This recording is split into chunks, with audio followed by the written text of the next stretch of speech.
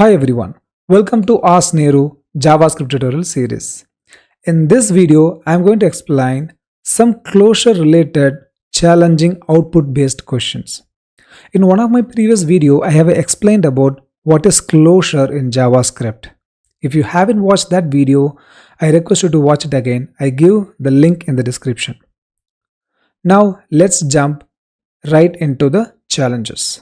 Let's go to the first challenge. Now it's a timer puzzle, guys. So what will be the output of this? Think for a while. The output is 3 printed 3 times. Okay, why is it so? Because this var is not belongs to the block scope, it belongs to the function scope. Therefore, it adds 3 times, it increases, and final time it increases to 3 and print 3 times. Therefore, it is 3. In just the opposite case, we open this one. Now we have kept it let. Okay, this is a fixture. So the expected value here, what will be that? After 1 second, it's printed 0, 1 and 2 because let belongs to the block scope. Okay, therefore, instead of increasing it, it is printing each and every time depending on the loop. Okay guys, next question. What will be the output of this code? Think for a while. The output is 1, 2 and 1 again. Because for the function 1, we have written and call it calls individually, guys. So when function 1 called 2 times, so for function 1 and function 2, it is a different context and this is different context.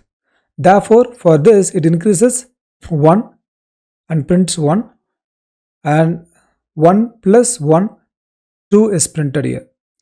And when it comes to the context of function 2, it creates another time. Okay, it creates another time. We are calling the outer again. Therefore, again it resets to 0 and it increases to 1. Therefore, 1, 2, 1 is printed. Okay. Let's move to the next challenge. What will be the output of this? The output is 0, 1 and 2 because we have kept let and we are pushing the anonymous callback functions into the array. So 3 times it is printed and we are accessing each callback functions and we are calling the functions. The function description has pushed here and then we are calling the function itself. Therefore, 0, 1 and 2 is printed here. So next, what will be the output of this when we call like this? Okay, think for a while, guys,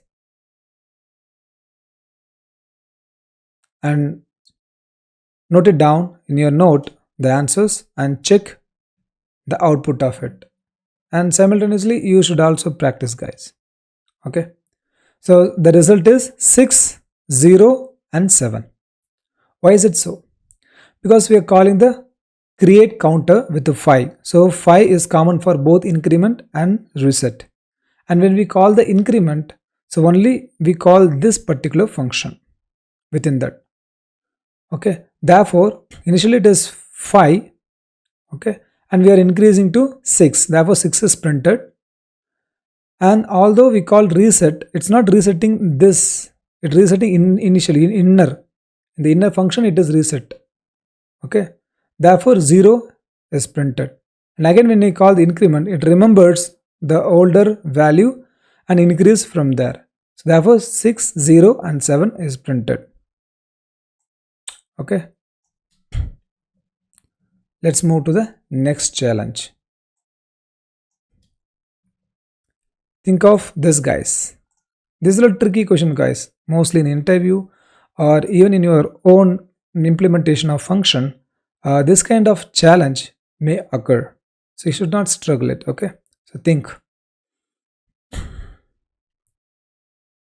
The output is 7 and 12. Why is it so? So we are calling make add. It is just like this, guys. It is created individually. Okay. So for add 5, we are calling the maker, I mean the outer function once, and add 10 we are calling again with different values. Okay. And when we pass 2 in the outer function, because sorry, inner functions with the add 5, because in the add 5 it is inner function now. So 5 plus 2 is 7 is printed here, and here 10 plus 2 is printed here. Okay. For both cases, different inner functions are created and assigned. That's the reason, guys. And let's move to next question. What will be the output of this? Guys, note that it is an immediately invoking function expression. Okay, this one. And we are already assigned into the counter. So just we are calling it. What will be the result? It's too easy, guys. 0, it's not 0, 0 is assigned here. So 1 and 2 will be the result. I told the result. Okay, next. Think of this output, guys, for a while. What will be the result? So I tell you the flow. We take a function. Our outer function is there, inner function is there, and function array is created. So we are looping with the I, and finally and assigning the I into j, and we are trying to print the j. So each time 0, 1 and 2 will be there. So think of the value.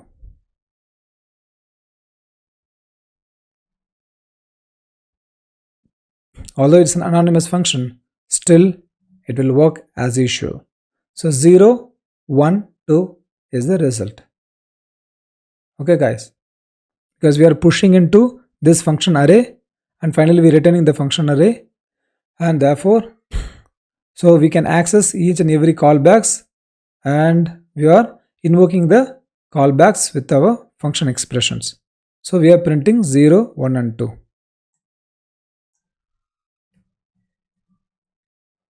And next, this is also mostly seen question, guys. What will be the output of this? Think for a while. The output is 2 multiplied by 3 multiplied by 4. So 24 will be the result. Okay. Yes. Why this is so? Because when we invoke the first one with a 2, so 2 is passed here, and this remembers that true, and again 3 we are pausing. So 2 multiplied by, so again it remembers b 3, and c is 4 because we are invoking inside it, and finally we are returning the multiplication of 3 of the value. Okay, therefore 24 is printed here. And what will be the result of this, guys? It's also too easy. Think is outer function and inner function.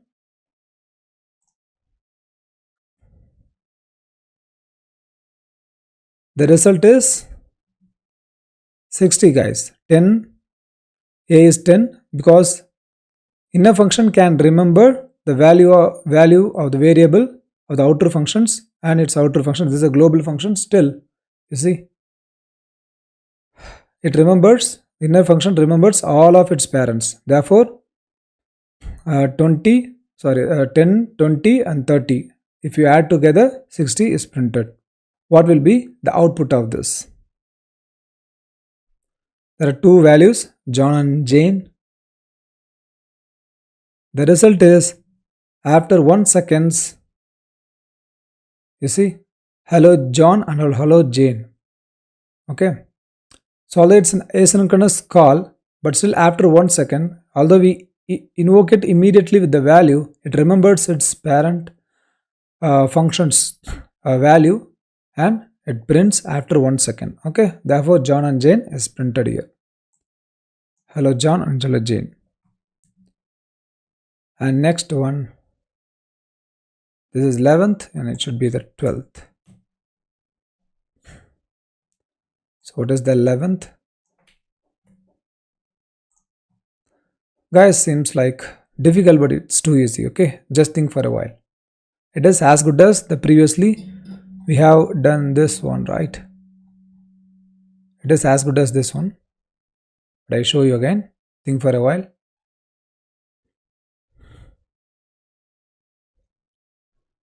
Guys, so simple. It is again 0, 1 and 2. So in the previous question, actually we pass ith value here, but in our case, in this case, we are passing the I value here and changing the variable j.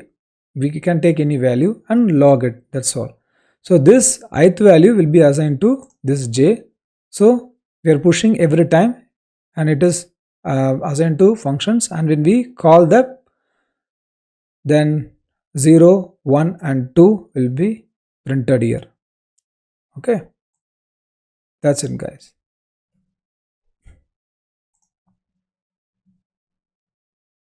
And this is the final question for you. Okay, seems lengthy but easy. Think. So we have increment and decrement, and count. Increment we have, and we are calling the outer function. Okay, make counter, and counter 1 and counter 2. So 2 times we increment with the counter 1, and 1 time we increment counter 2. So sorry, it a decrement, and 1 time decrement. What happens? Think for a while and write down your answer and compare this answer. 1, 2, minus 1 and 1. Why is it so? It's because, so after we created counter 1 and counter 2, so separately this is called. Okay, so when I call the increment, so initial value is 0, so 1, and when I call it again, it is 2, so 1 and 2 is printed, and the counter 2 is there, so separately it is called, therefore initial value is 0, so 0 will remain there. From 0 we are actually decrementing, therefore 0 minus 1 is minus 1, and again we are decrementing the counter 1. So already in counter 1 is 2, so when we decrement it again, so 2 minus 1 is 1. So that's the result guys. So these are some of the tricky questions which you need to understand. So if you know the closure very well, and these tricky questions are not really tricky. Okay, so these are output based question guys. Okay, thank you for watching. I meet you in the next video. Bye.